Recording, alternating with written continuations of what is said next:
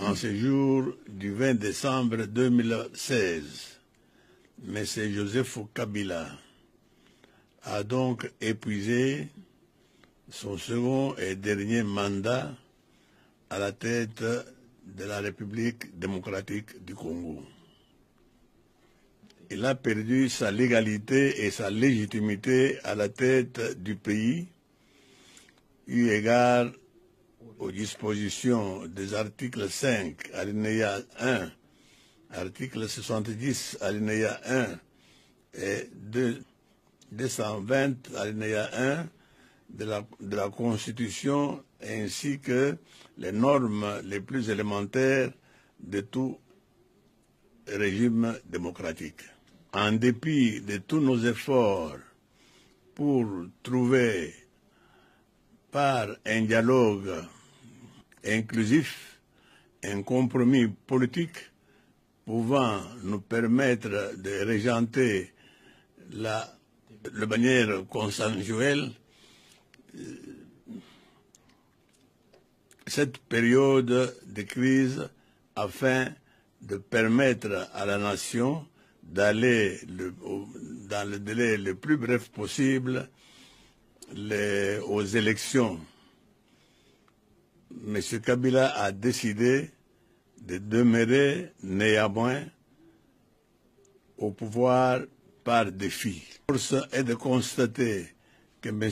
Joseph Kabila sera ainsi coupable de parjure et a commis une violation intentionnelle de la Constitution de la République constitutive de la haute trahison. En conséquence, à partir de ce 20 décembre 2016, M. Joseph Kabila ne pourra plus engager la République démocratique du Congo tant à l'extérieur et à l'intérieur du pays. C'est pourquoi je lance un appel solennel. D'abord au peuple congolais à ne pas reconnaître l'autorité du reste illégal et illégitime de Joseph Kabila et à résister pacifiquement au coup d'État qui est ainsi accompli avec la bénédiction de la Cour constitutionnelle.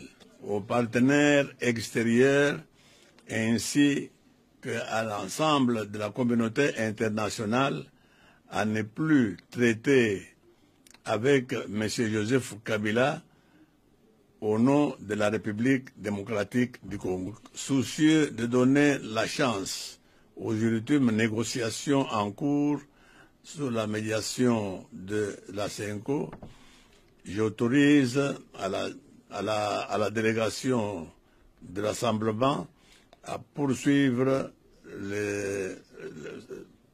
ces travaux selon des calendriers fixés par les évêques. Car à l'issue de ces assises, un compromis sera trouvé pour la gestion du pays pendant la période de transition. À toute fin utile, j'invite notre peuple à rester toujours vigilant et mobilisé et prêt à répondre massivement aux actions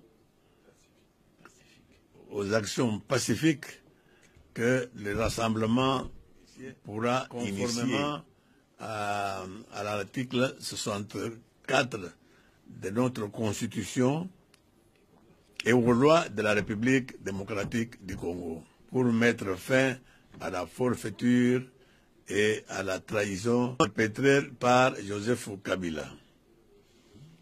Que vive la République démocratique du Congo. Je vous remercie.